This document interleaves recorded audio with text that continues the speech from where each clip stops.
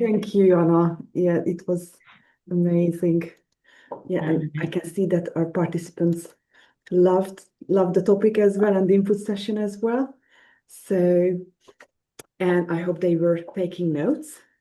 If not, they have to watch the recording again and take notes. Yeah, they can watch the recording again, exactly. Mhm. And yeah, that's another option as well. So yes, so if anybody has any questions, reflections, whatever, just feel free, to ask and share whatever you have on your mind, please. Because otherwise, I will ask. I have loads of questions. I have a lot of questions to ask. Go Because ahead. there is so much to talk about, Anna. So, is there something you would like to start with, or You go ahead. I know you've got a big okay? list, so feel free So, to go with yours. That's fine. okay, yeah, there is so much to talk about, to be honest, in this case. So, especially that we are in the very middle of preparing for our summer school with young learners as well. So I'm planning lessons. Yeah, I've been planning lessons for a while. So, um, and talking about planning, this is something that happens before the lesson. Maybe we can start with that one. You mentioned that, and you emphasized it several times, that planning is everything. And I couldn't agree with that anymore. So, um, what I'd like to ask you about that, Anna, is because you have a lot of experience. Is that so? Do you have any specific tips for teachers? Can be newly qualified teachers or teachers who are new to teaching younger learners, young learners. Things to focus on particularly, but in particular when planning and preparing for the lessons. So where to start, how to start, what they should have in their minds. So how would you approach that? I think it's vast, isn't it? Because there's so many things to consider when you're teaching a course, any kind of course. But I mean, in the first instance, obviously, you need to know who the people that are going to be in front of you are. So, where are they from? How long do you have them? What time of day do you have them? What is their experience? So I would be wanting to have all of that and to sort of think about the aims of a course overall. It's very different teaching a 2 week summer school with children that are essentially on holiday, and you're just a very small part of that bigger experience, because the bigger experience is visiting a new country, being in a host family perhaps, or being with their friends and, being away from their families. That's really different to when you might be teaching them every week in a state school abroad, or as an extracurricular sort of option. If you maybe work for a lot of people work for places like the British Council around the world, and children come to lessons having had their normal school day. So that all of those things dictate the kind of the energy level, the pace, the topics, the themes.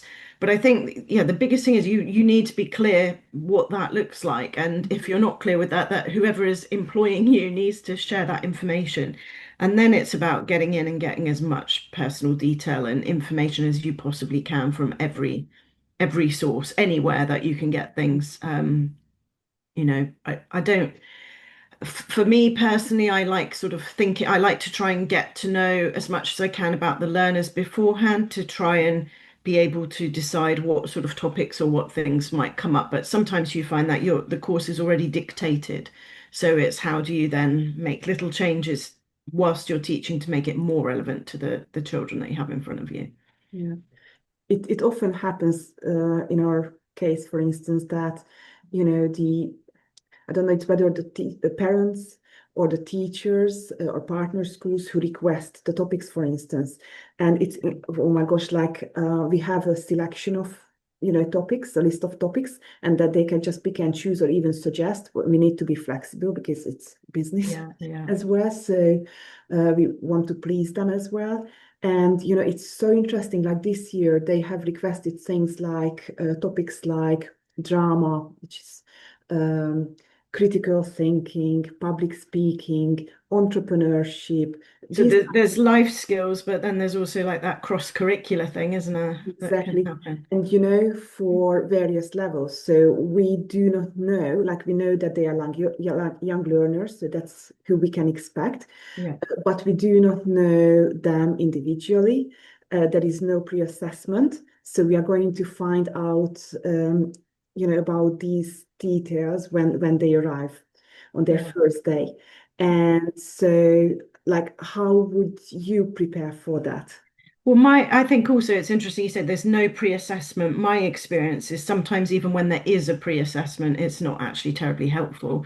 And sometimes even the people that give you the information don't know perhaps the young people as well as, in my personal opinion, they should. Because again, if it's a state school lesson, it might be, English is one of many other subjects, and a teacher might see somebody twice a week, and they're following a curriculum and they're aiming towards an exam, and they don't know a lot about those students personally. And I actually think that knowing something about a person is the key to good teaching of any kind, whether it's young learners, adults, teacher training, exam class, whatever you're doing.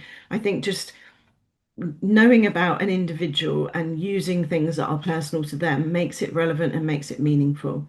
So that is really crucial. So I think when you don't know what's happening, I think what you have to do is plan all the things that you can plan, as I mentioned in the video, which you can rewatch the recording. But for example, hopefully you will get at the very least a list of names, because you're going to need to have a register. So you can plan, how many people have I got? What might my space look like? How can I take control of that space? And I think most schools will have one or two sort of starter activities. So there's almost certainly going to be some kind of induction material, housekeeping, getting to know the school or the environment. So there'll be some things, and hopefully you can find one thing as well that's going to be quite a fun activity to do on the first day. And I think in that first day, it's about collecting the information that you maybe didn't have or wanted to have before directly from the young learners. And the evening of the first day, maybe you're going to have to regroup and make some changes. So I think it's not always great to set everything in stone if you have the flexibility to make some adaptations. And that's why I do think it can be harder work, particularly short courses, summer courses. If it's an academic year, I think you've got plenty of time. It's entirely different. But short courses, they can be hard because sometimes you do have to change tack completely because a Absolutely. school's told you that parents or children want a certain thing, and when they turn up, it turns out that's not really what they want or actually what they need when you start teaching them in a different way to how they've been used to being taught. Exactly. I do agree with that, especially with short summer courses. Those are so tricky. So Yeah. we have the names, we have the age. I think that's very, very important. And we have our Mhm. experience as well. So like based on previous years, Yeah. where so what we can expect is because it's also like, when their timetable is packed and the teachers need to teach. We have lesson days, the students have excursion days as well.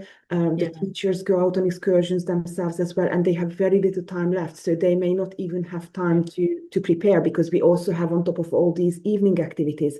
So in this case, if somebody's in the position of being the director of studies, assistant director of studies, then it's probably even better to have something prepared that Yeah. I'm teachers can noticing in follow the it. chat as well. I think Sarah's saying that in Algeria they start with a diagnostic assessment. I mean, I do like to diagnose levels of English early on, but it wouldn't be the first thing I would do because, for example, by getting students to interview each other and fill in a questionnaire, that is a more subtle diagnostic assessment.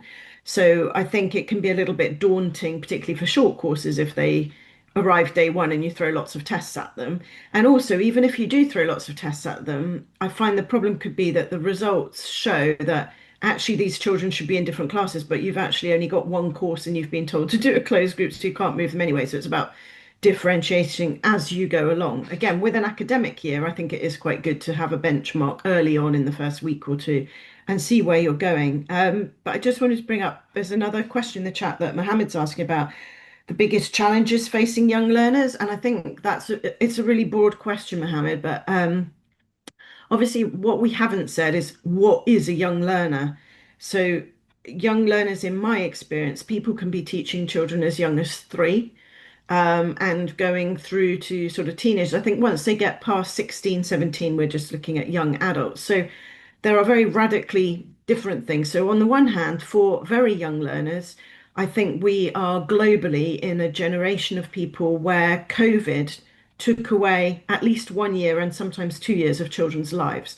So, Mm. we have children in school who are not at their developmental stage. So maybe they should already be able to read and write, but they're a bit behind, or their social skills aren't so developed because when they were a baby, they didn't have much interaction or they didn't go to school. So there is a challenge, perhaps less so for the child themselves, but from the people working, that what are our expectations? Maybe some children are going to take a little while to catch up on things. In terms of sort of older learners and teenagers, I think the biggest challenge we have by far is is attention and social media. Everything is online, everything is on the phone, everything is on the internet. The smartphone is an unbelievable tool, but it is also it's having devastating impact on young people's mental health. And so helping children to use their media and their tech responsibly and understanding about it, understanding the pros and cons of AI, Mm. understanding how to think for yourself when you can literally ask the computer to do everything for you.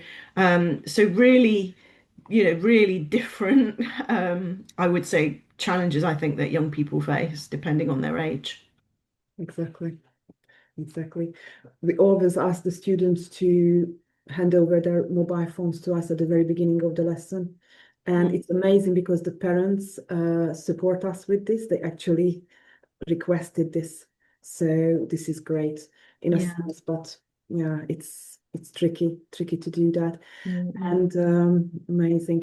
So so that was about, yes, planning, um, which is not necessarily an easy thing as well. So either. And however, what you said, Anna, about gathering information, I really love that idea, whereby you actually ask students to interview each other in a sense, Yeah. Well, opposed to that's you. ironically where you said you asked them to hand in their phone. So I think it depends on the age, but it's quite nice for them to have the phone to do that task because children are very good and quick at completing online forms. Mm. And usually I just get them to swap phones with each other and then they Is this complete. literally on the phone? So Yeah, they literally something do it. printed. So, for example, they can use a Google form, so the Mhm. Microsoft form, and it's on the phone. So they've got a link. I'll put it on the screen or the whiteboard, or they're just going to scan a QR code. It will come up, and then they swap phones and they fill in. So they say to the partner, okay, what do you do in your free time? What do you want to get from the course? What are your concerns, or whatever it might be, depending on the level. And they fill that in. And I think it would be perfectly acceptable to have that completely Absolutely. translated into the mother tongue if necessary, if learners are Yeah. quite young or don't speak fluent English, and to get some help with that because I think that's, you don't want to have a barrier of not being able to tell you who they are and what they need. Mm.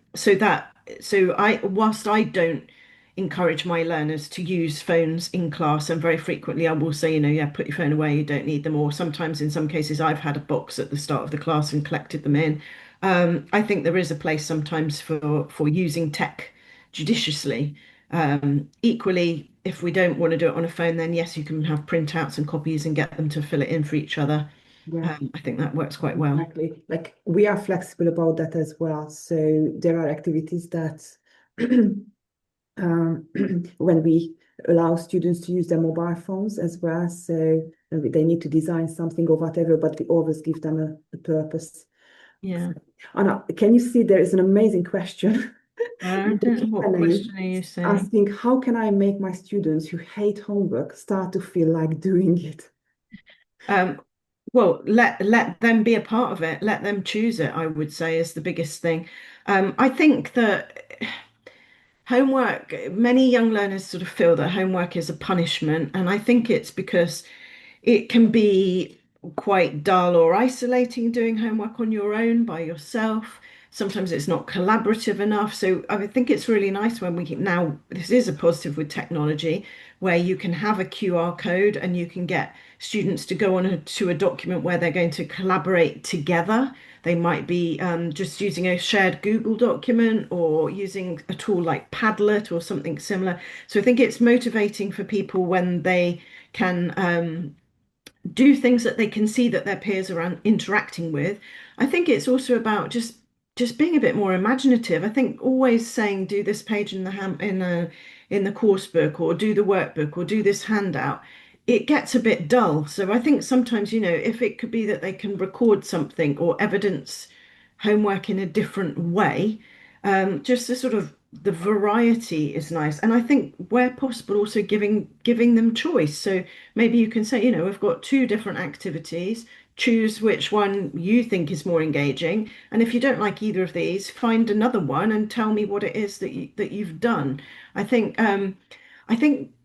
it's something we do to students and they don't feel that they've bought into it. The other thing that I've had good success with, particularly when I was working abroad with young learners, is where I've made them make tests and booklets for each other, and then they will very willingly complete each other's worksheets or each other's tests because they're motivated because it came from their peer and not from the teacher. So I think that that can be a really nice thing as well. So it's about, I think there's something about ownership, and also there are a lot of studies about what is the value of homework. You could look at flipped learning. Sometimes it would be better to watch a video about a grammar point and then come in and do the practice rather than send them away just to do lots of gap fills and different tasks by themselves. There's not actually loads of evidence that doing excessive amounts of homework is actually impactful. So I would maybe challenge also what is the homework policy, perhaps? Okay. Yeah, giving them a choice is an Yeah. amazing idea I again. just want to see what Neil has written as well about worried about the idea of handing in phones. Under stress by removing phones without student consent. Yeah, I think the thing is that this is something that ideally, Neil, well, that you can't remove a phone without their consent. They need to consent. And if they are a younger learner, this is something that would be maybe built into the course expectations. So some of the information that should go out pre-course is saying, if you're going to be a smartphone-free school, say so. If you're going to encourage people not to have devices, say so. So that I think it's just not, it shouldn't be a shock when they arrive that this is what's going to happen. Um, I don't think that, you have to, some schools do take, I mean, there are extreme schools in the UK now that will take a child's device on a Monday, lock it in a filing cabinet till a Friday, and then give it back at the end. And I know that there's a movement in the UK of parents against smartphones. But I think it's tech that will always be here. So we've just got to learn how to be sensitive with it and what the expectations are. I think it's again being flexible with that. So it's much better Yeah. teaching kids how to use like AI and mobile phones, these devices in a meaningful, useful way, as opposed to you know, um, just not allowing them to do that, use those things, because then they are going to rebel and they are going to find a way to buy another mobile phone. I don't know. So Yeah, they yeah, find their way. So there is nothing good against, yeah, in definitely. pushing against things like completely this. Yeah. Yeah, exactly. So, and Just trying to look at another question about summative. Can we make systems as exam less? Should we make foreign tests as a criteria instead of final exam? Um, I think what that question is asking to try to get away from end of year or end of level tests. I think with learning happens all the time, doesn't it? And I think if you're collecting data all the time, you don't always have to do lots of formal assessments. And there are some people, I mean, I disagree with the exam system in the UK, where, one of my son is currently sitting his GCSE exams, and whether or not he can go on and study a particular A level rests on that exam. And were he to be poorly on the day and get a really bad result, that would have a significant impact. And I don't agree with that. I do think if your school is flexible to allow you to collect data as you go along and use it, I think it's about really recording that data very carefully and having good systems. So I think it needs to be tight. There are systems that schools can buy into, such as Arbor, where you literally log all sorts of information about a child and their learning and what's going on. But I think definitely just doing simple tests in class and asking people what their scores are or going around discreetly and noting it down, I think that's as useful as just looking at a final exam at the end of an academic year or a course. So yeah, I would definitely agree that sort of doing more regular assessment is probably more useful than doing some great big thing at the end. Exactly. And just, I don't know, somehow making them look less intimidating, less, the second Yeah. somebody hears the word test, it's just they want, like most students, we want to run away. They do not want to go. And is the learning happening with the test? So this was again, I think one of the things I enjoyed most when I worked abroad with young learners is particularly with my teenagers, we stopped doing final exams. What we did was we did a sort of a final few weeks where they prepared tests for each other. So they would work in small groups and write a test for their peers. And in writing the test, they had to revise and look at all the material, look at the course book. And they always wrote much more in-depth, tricky tests than I would have written as a teacher. And I found that most of the learning had taken place in preparing for the test in the first place. And then there was a lot of competition to see who could do the best on each other's tests. And the results were really great. So it was good for me because it was less work that I wasn't needing to prepare a test. But actually, they were learning so much more by sort of being the teacher. And I think that's a good task type as well in class. I would particularly people are studying things like Cambridge Main Suite or IELTS. I think it's good for them to design tasks in the style of because it helps them to get in the mindset of what what what they're learning and to try and understand stuff more. Um, so yeah, I think that can be a great technique.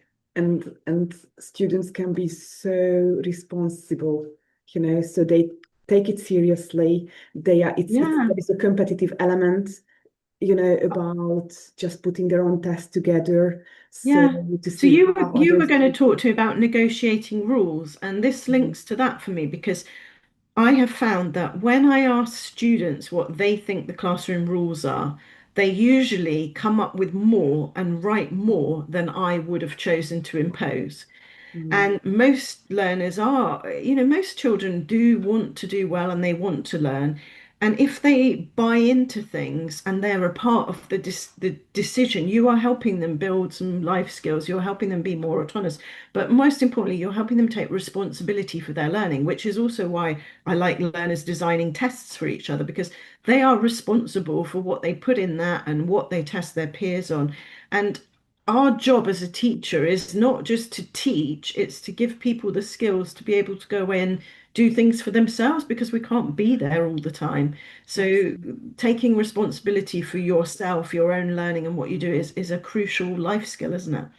It's so important. Exactly. It's also like when you mentioned negotiating expectations in the form of having class contracts, Anna, it also, just brings in the element of teaching learners life skills as Yeah, well. yeah, yeah. And it's way more important. It's so I'm so happy that you mentioned this when, let's say, I have an IELTS class and my students ask me to, just give me what all the sentences that I can just memorize, and just Yeah. put What's the point into of but that? I said, no, no, no. What if I give you the structure, let's say, that you can use and apply to any kind of, I don't Otherwise, know, it's just task. going in your short-term memory anyway. That is what I Exactly. hate about our And exam system now, that my son is brilliantly rote learning lots of things.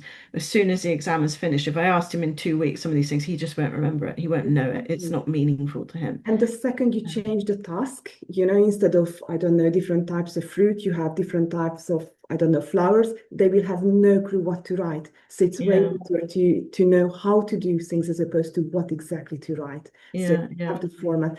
So exactly. Um, something is I think what to some of the teaching methods that we use now. I think again, this is maybe what the question is, what I'm personally using, or what I think in the UK and when I was abroad, very much we're using a lot of communicative teaching. So I think some nationalities or some countries' students are less used to being able to make choices, less used to being able to take responsibility for their learning because everything is done for them, and that is the system. So, a system that I believe in is trying to help learners be responsible for their own learning. And to a degree, our education system in the UK reflects that, but not as much as I would like it to do. I think a lot of the methods are about, for me, personalizing, engaging. I did a webinar, I think, on the science of learning and one on differentiation. So thinking about being agile and flexible in the classroom, that we're not always expecting everyone to be doing exactly the same thing in the same way.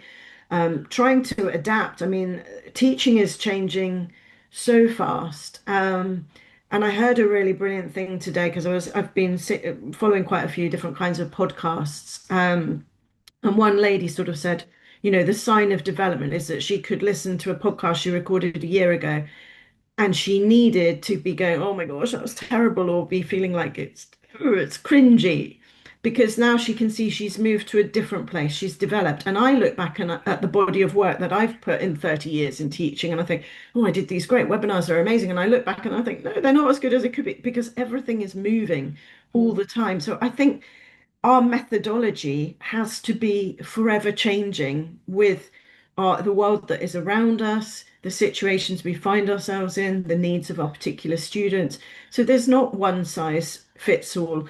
Sometimes people say, "Oh, we have to get away, never do dictation." There are lots of things on Gallery Teachers GTEFL. I think you can see there are loads of interactive ways of doing dictation. There are traditional ways of doing dictation, and there's a valid place and time for all of those things. So I don't think there's always one methodology that works all of the time. Um, it depends on your context, where you are, who you're teaching, why you're teaching them. Exactly. And we don't want to be bored. We don't want to bore our students. Like, Mm. students change. We need to change. We need to keep up. I mean, if we think about amazing course Yeah, books that we have, I could list, many of them, but yeah, yeah. they are outdated. I mean, I would feel embarrassed to use some of the It changes so quickly, doesn't it? It's frightening. exactly. I think it's interesting, and also, Neil's just written dictation is fab. I'm a great fan of dictation as well, Neil, and I think that's a good first day activity because there's usually something that you could do. For example, on a first day with young learners, you could just dictate a little small short text about you, because you as a teacher are a human person trying to connect with other humans, and if you're asking them for lots of information, do you have siblings, what do you do in your free time, but you give nothing of yourself, you're this like mysterious figure. So quite nice to maybe start with a little dictation, which could be a running dictation, which could be a stop play dictation, which could be a disappearing there are a multitude of different ways of doing things that could be as fun or as straightforward as you like. That would be a great first day task if you're not sure. And then you ask learners, can you write something similar and dictate it to each other or whatever? Um, I think dictation is great because also it doesn't need materials or books that date immediately. So that is a big issue, I think, with what is out there. And all the websites and things I've put in the chat, people are constantly making new material. It's forever evolving and changing, which is the way it should be. Exactly. Everything is changing. Nothing is ever the same, actually, Yeah. in the world. And just going back to, I don't know why it has just come back to my mind, talking about, the gathering information about the students. What I love about those, the way you set it up, that you actually encourage students to work in pairs or small groups and Yeah.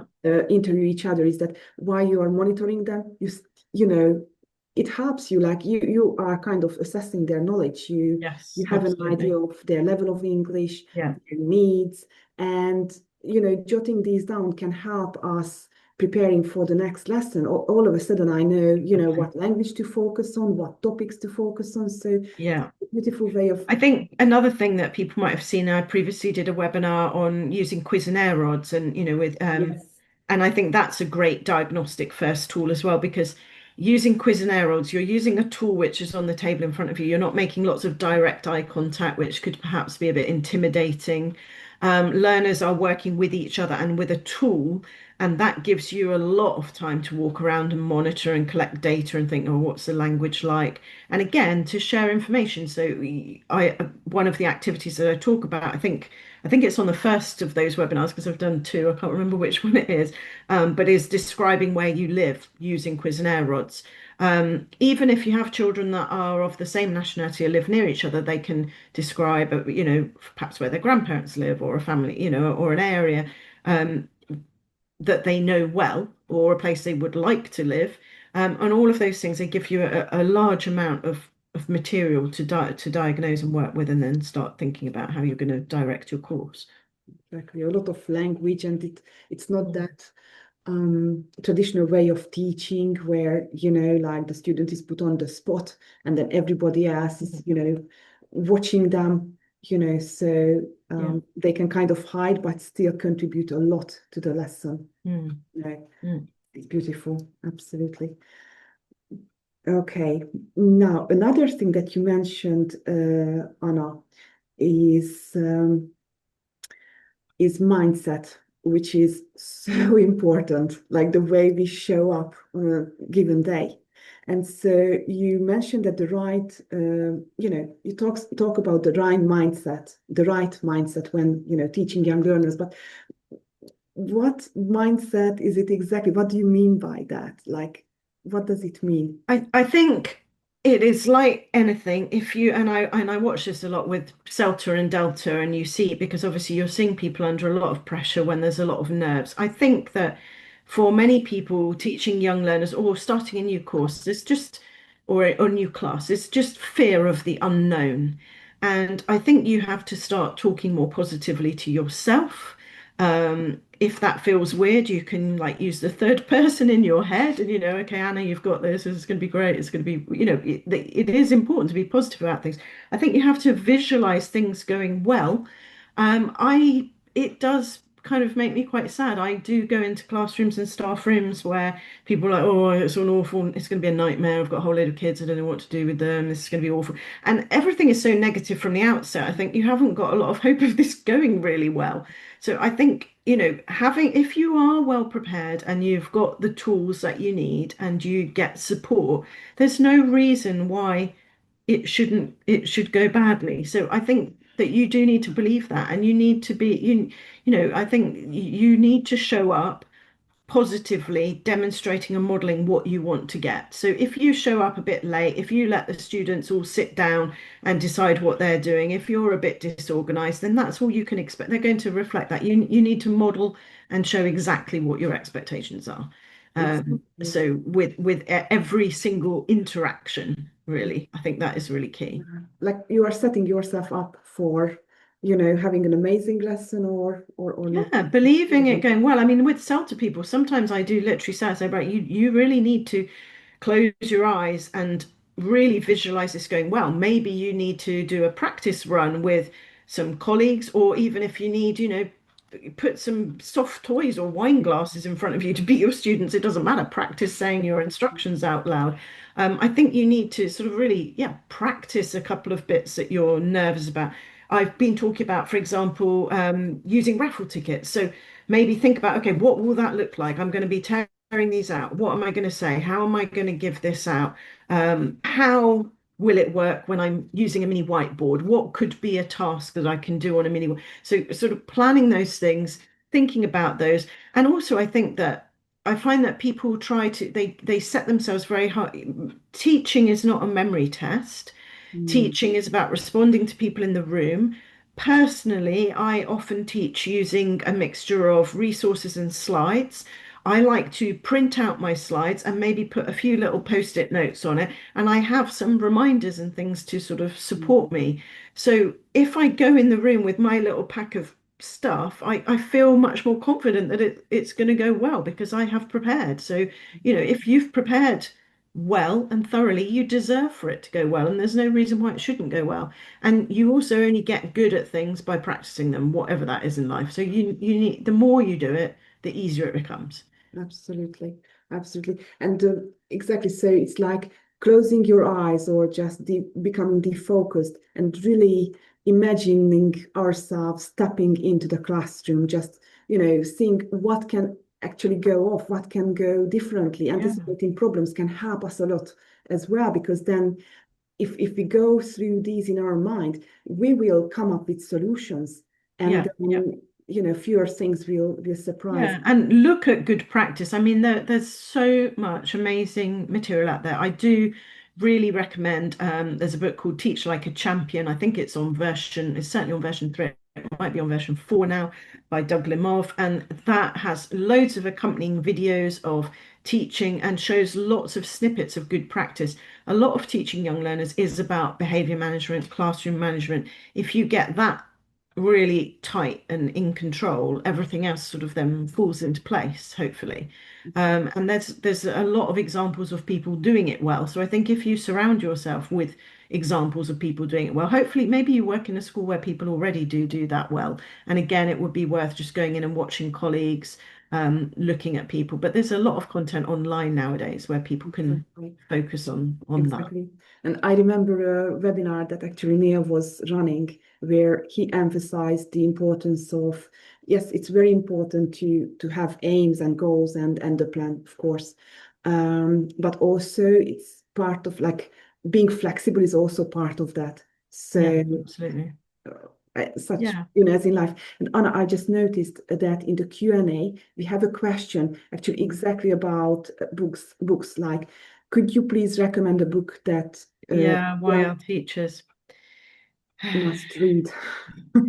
Yeah, different sort of things. So, okay, can I recommend a book? Well, for me, I do. Yeah, I do really like Teach Like a Champion. Teach Like a Champion is written by a group of people in America. It is looking at good practice in state school, but I think it works equally well in a lot of smaller environments, in sort of smaller classrooms or short Mhm. courses. There isn't necessarily one particular Yeah. book that I would say necessarily. I think it's about having control of your classroom management and a repertoire of good tools. So, and actually, I mean, it sounds like a shameless plug for this that we're doing on TEFL and Gallery Teachers, but actually, there's loads of great content on the website here of wonderful things. I think when you look at a book in particular, you have to find something that you like in it and you want to use. I mean, I say this, I have actually got quite an old book in front of me, which I would love to update myself. It's actually this book called The Resourceful English Teacher. Mhm. I've got a feeling this was published a while ago, 1999 now. Mm. And this has lots of great little techniques, but it's not specifically about teaching young learners. Yes, there are methodology books, there are things like that, but yeah, I think just gradually building up your own little toolkit and understanding that young learners are not the same as teaching, it's not the same as teaching adults, and that they're at a different developmental stage in life and they have different needs and different interests. Those are sort of key things rather than perhaps reading a particular theory book. Yeah. I'm not sure, maybe somebody else would have Mm. a good suggestion. I don't know if anyone else has got one that they want to add. It's hard to Um, say because it also depends on, whether the person wants, methodology or practical things, because, just opening a teacher's resource book may help us a lot. yeah. There are amazing, suggestions there as well. So, it's just, and as you are saying, Anna, so we buy a book. I love books, but Yeah, I love books too. we will Uh, not use everything But from it's them. maybe finding one thing. So I've recently Exactly. bought Steve Hershenstein's book The on quiz and quizzing error error. odds. Yeah. So, and I'm like, right, I'm reading it for cover to cover, and then I'm thinking, no, I just need to pick out two things here that I don't do and try them and make that part of my Um, repertoire. yeah. Because you can't remember everything all the time, can you? It's it's really it's impossible. There's just so much stuff out there.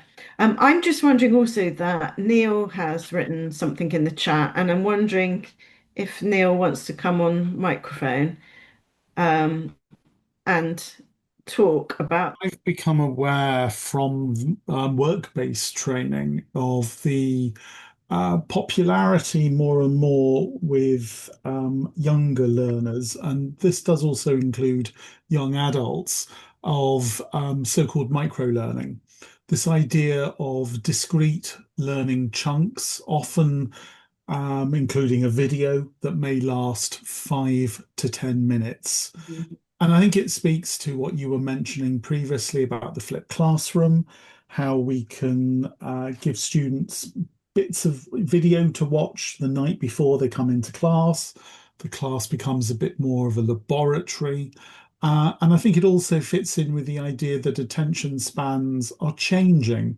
I don't want to say getting shorter because that often comes with a negative connotation. Let's say they're changing. And I wondered whether you'd had any experience of trying to reduce the length of stages of lessons with young learners in order to keep that pace up Mm, and to also play with new media, mm. gamification, video to capture their attention. Yeah, so I think, well, that's a there's so many things in that, Neil. It's a great question. Um, I think on the one hand, you said it's talking about attention. People often say, "Oh, young learners don't have a long attention span." You know, a 5-year-old can only do 3 minutes or 5 minutes or whatever. I don't know what exact science is around attention spans, but I think children of all ages can have an incredibly long attention span when they are engaged in something that they want to be doing. So, for example, you put a child in front of the latest film or game that they want to play, they'll play that for hours. So, there's no issue of them not being able to concentrate for a certain amount of time. What I do think, though, is in language teaching, it is about balancing the cognitive challenge that we're putting on them with the pace of the lesson. And I think pace is really crucial with younger learners, even more so than with adults, because I do think that younger learners respond really well to short, snappy bursts of things. So, yes, I think, I mean, I use media and video clips in all teaching, not just young learners, but also just, I think, really different task types and having short breaks. Um, I think again, if you read the book like Teach Like a Champion, they talk about brightening the line. So the line is the divide between one activity and another activity and making it clear where the transition is. So, for example, with young learners, perhaps to keep a swifter pace, I might use mini whiteboards more to make sure they're fully engaged. So we might be in the middle of doing a task, and I say, we've just done, I don't know, some vocabulary, different types of animals and different things I want to check understanding. So I was like, right, grab your mini whiteboard and write on your whiteboard the name of an animal which has got 4 legs and fur, and it could be anything. And then ask everyone to hold up their whiteboard.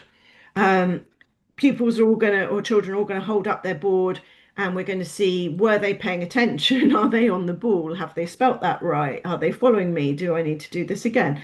So I think sometimes having like a physical activity, whether it's a mini whiteboard or writing things down, can help make the different breaks in the lesson more obvious. I don't think you necessarily have to use media and gimmicks and things to do that. And as I said, I think also sometimes once children are engaged with something, then you can slow the pace. If they are enjoying writing a task for each other, making some questions for one another, making a little test, or creating something, it might be doing arts and crafts or whatever. They could do that for quite a long time, and you might want to go with the flow and give them enough time, because I think one of the things I find particularly with younger children is if they're really engaged with something, it's really hard to interrupt them. They don't want to stop the activity. That's so So, true. you can have that. I certainly remember one particular task that went kind of horribly wrong, but also brilliantly in one particular thing where I decided it would be a good idea for small children to make spiders using, I can't remember what they used for the body parts, but the legs were bits of dried spaghetti. and we had dried spaghetti everywhere and glue and paper and stuff. And I was thinking, oh, I've allocated myself 10 minutes for this. I think half an hour later, we were still there breaking up spaghetti sticks, making little limbs, doing things. And there was no way that I could have got their attention back if I'd actually interrupted that particular task. So I think I just ended up having to go with the flow and let people complete their task. And then I don't remember what I did with the rest of the lesson, but it certainly didn't go how I expected it because I hadn't given them long enough for something that they were actually enjoying and were engaged with. Exactly. Mhm. And this is where we need to be flexible. Yeah, as well. yeah. I hope that answered your question anyway, Neil, because that was very long-winded. He said thank you. Okay, so I'll assume it does. Yeah. Long-winded answer. Thank you for the question, Neil. Yes, and I think pacing is so important in an adult class as well, not only in with young learners actually. And I love your idea of using mini whiteboards because it just brings in, like, first of all, it's something unexpected for the learners. They are not used to using this. It's something, they may find it new. And you can just break. Yeah, it's just small activities, like something maybe on the projector on Word wall, Yeah. don't know, matching certain things. And that is something I would say that also takes planning though. So, if you've got 30 students and they've all got a mini whiteboard and they've all got a pen, if you give those out at the beginning of the lesson, you are likely to have some people that are going to be starting to, draw little pictures or mess around or not pay attention. So I am very careful with mini whiteboards as well, that I put them out at the beginning of the lesson, but I don't give out the pens until I want people to use them. And when we've maybe finished doing something, I might well take the pens away, depending on their age and the degree to which I feel I can trust them not to be doing something else and drawing silly pictures on the board. But usually, mostly, often students will sort of quite enjoy being able to experiment with things. Because I think the nice thing about a mini whiteboard is because if you have, let's say that you've written something incorrectly. So I've got my word camel and I can go around and just make a quick, and I say, oh, there's a spelling issue. The students have got a chance to use a rubber and maybe cancel that out, and it's gone, it's disappeared, and then they can copy it out onto their paper, and that's the best version. I think that a lot of people don't want evidence of their mistakes or errors. So a mini whiteboard is a very forgiving place to experiment, which is another thing I really love about it. So they can try making their sentences and building things or writing their vocabulary or writing a question. And also you can show each other. So you can hold up, if you're asking people, let's all write a question about daily routine, and everybody writes one, and we can look at all of the boards in the room and I can say, okay, so over there, Neil's got a great one. Everybody look at that. And somebody else says, that's nearly right, but it's not quite right. Can you look at somebody else's? And between us, we can find a couple of good ones. Anybody that's got it incorrect can correct them. Sometimes somebody will make a great mistake. And that's another thing to be able to say, I absolutely love that mistake. Please, can I take your board? Can I show everybody this is a really useful mistake? We're all going to learn something from this, because actually in Italian you would be right, but in English it's not right, or whatever it might be. So I think it's a really underused in English as a foreign language tool. I think in the state sector, teachers have been using these boards for quite some time, but we don't seem to use them a lot in language schools, which is a shame because it's quite a cheap resource and easy. Yeah. We used to have them, and then somehow they are in the nursery now. So, and they are so really useful. I mean, you can, students can work in pairs or small groups as well. As you said, it's so easy to make changes on that. They just erase things, add things to that. So it's beautiful. Yeah. Exactly.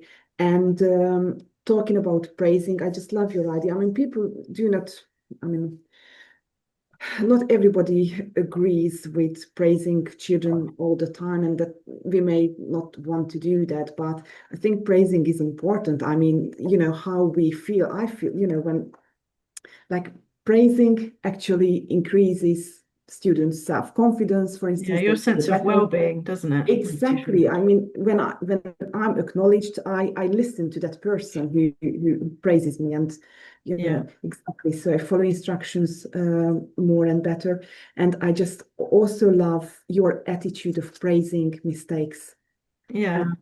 It's just I'm a big fan of mistakes. I mean, me mistakes are too. what it's all about, aren't they? Because that is where Exactly. so much, if there's a misconception or an error, that is where the learning's going to happen. And if you can expose that, and I do say, I bore my trainees with sort of saying, there is no point in a student coming to class that is completely perfect. You're coming to work on your vehicle, which is yourself. So it's a bit like if you think you're perfect, why would you take your car to a garage to a mechanic? You're putting the mechanic out of the job if there's nothing to do with the car. You know, the students or the children, the pupils are sort of all these vehicles, and they need to be able to do things for themselves, but they need some fine tuning, and that's what we get paid to do. So, I think it's a really positive thing. And obviously, if you look at this more philosophically, people make so many great life changes on the basis of things that have gone wrong.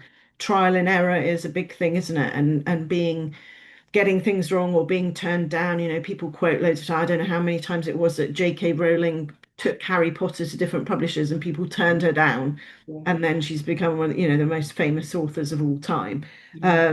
And there are multiple stories globally or success stories of people that have done something wrong, made a mistake, got things wrong, and then found a better path. And it's a a key life tool, isn't it, to be able to get things wrong and to learn from it. So yeah, I'm genuinely excited. Um, uh, I had a mistake recently that really made me laugh as well, actually, which was on a mini whiteboard, which was actually, well, no, actually, it wasn't. It was magnetic spelling letters, and it was a Japanese student, and they were spelling different vegetables, and I think I just asked them to spell out like 3 or 4 red vegetables, and the word I was looking for, one of them was radish.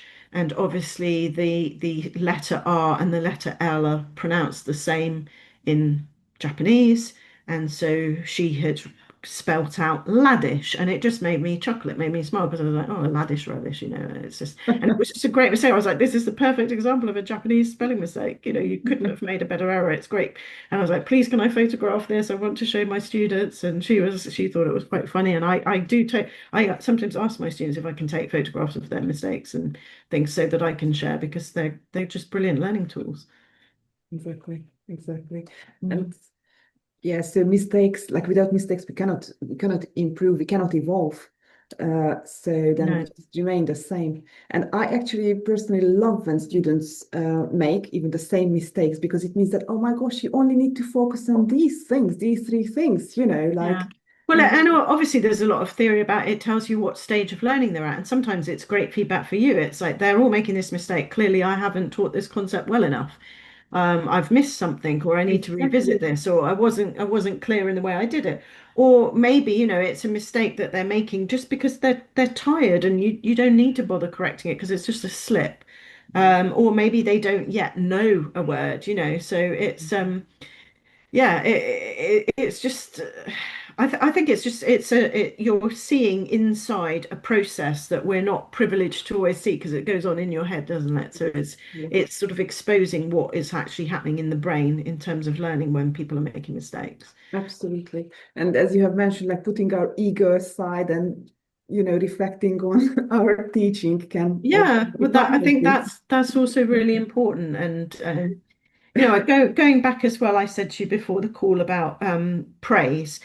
Mhm. I am as an adult, I am a parent of 3 children, and I grew up in a family where I knew that my parents absolutely loved me, but they definitely didn't say, "Oh, you're wonderful, you're brilliant," unless we were sort of my dad was trying to show me off in front of other people, and in Yes. which case he'd be, "Oh, Anna can speak Spanish and French and Italian, go and speak a bit or whatever." And those were the sort of the moments where I think, "Yeah, he's really Yeah. proud of me." So I haven't come from a family where there's naturally loads of praise, and I really struggled with my children to be the parent who goes, "Oh, well done, brilliant, excellent." I thought, why would I praise my child for doing something that's relatively simple? But actually, I think as I've got older, I've seen the value of that, also because I've had a child with quite significant mental health problems, Mm. and talking with a family therapist, we think about, how can we make somebody feel valued and make them feel like they're worthy, and that is praise. So that was where the post-it notes I use in school, I do genuinely use those with my family. And in fact, I just nipped up in the break. I was looking, seeing, I just found a few that I've written for my daughter's now in her 20s, but I've written her recently. You've been so focused on your course and meeting the deadlines. That's great. You're ahead with your course, being proactive. You got yourself ready in time for that meeting. You were well organized. I don't give them out every day, but I do write little positive post-it notes. Sometimes I get them back. I do them sometimes for other members of the family, and it helps people keep a little bank of physical praise that they can go to when they're feeling rubbish, because we all feel rubbish sometimes. Exactly. I wouldn't want you to be my son, Neil. I'll take that. I know you might want me as your mum, but But it's something, but genuinely, and people think it's crazy, but I did this quite a lot for my daughter Maya, and then one of my other daughters was, feeling a bit left out, and I noticed, and my son pretends he doesn't care, but he absolutely So he loves important. this. I've written him a few in his GCSEs, just going, you're doing brilliantly. I'm so proud that you're getting on with. I would find it almost impossible to say that to their face, Mm. but I writing on a little post-it note is easy for me, so So that's interesting. Yes, when it's easier yeah, to praise a stranger than somebody who is close. yeah. Oh, no, just very quickly, where do you leave these? Like, do you stick it on? So for students in class, what I tend to do is I will literally just I try to have a lot of activities which are student led, lots of things where I've got time to be sort of walking around, monitoring, doing things. So I have literally a pack of post-it notes with me all the time. And just if I spot things that are interesting, I would write it down. For my family members, sometimes I give it to them directly, sometimes I just leave it in a place where they're going to Okay. see it. Mm. It really depends, but this also comes from an idea of going in, again, in schools, assessing teachers in schools. Sometimes we do drop-in assessments, Mm. and that can feel quite intimidating when a stranger walks into your room and they're assessing you. And what we've kind of done is turn that around by always leave a positive post-it note. So, just write a couple of things that you've seen in the classroom that you've enjoyed and leave that on the teacher's desk before you leave. If there's something negative that you want to say, then that's something you'd write on a piece of paper and maybe escalate to a line manager or to a quiet conversation. But the little post-it note is it's sort of like, I guess it's just saying, thank you. Thanks for letting me be there. It was nice to see that. Um, so yeah, it has become, I think it is something I will probably keep doing in my life. I probably should try and do it with my mum, although that would feel a bit weird. But that's a relationship I But who haven't knows? got a handle on She yet. may love it. You never know. And Yeah, it's I don't so nice because it's know. gentle, it's subtle. You do not interfere even when the students talk. You do not I want don't to deal with talk. them, I just leave them there. So it's Yeah. amazing. Oh my And I goodness. do notice that most people, yes, you'll get some students that will leave them on the desk at the end or you find them in the bin, but the vast majority of people do tend to collect them. And this is also one of the nice things with teenagers. I love sort of seeing that if you've got little post-it notes, you'll see that they open up their phone case and at the end of the course, it's full of their positive post-it notes and also lots of raffle tickets that they're waiting to win a prize. So, or they'll put them in a pencil case. So I think, that tells me as well that for lots of people, it's meaningful. I mean, not all tools are going to work for everybody, are they? So it's, if it makes a few people happy, then it's been worthwhile doing.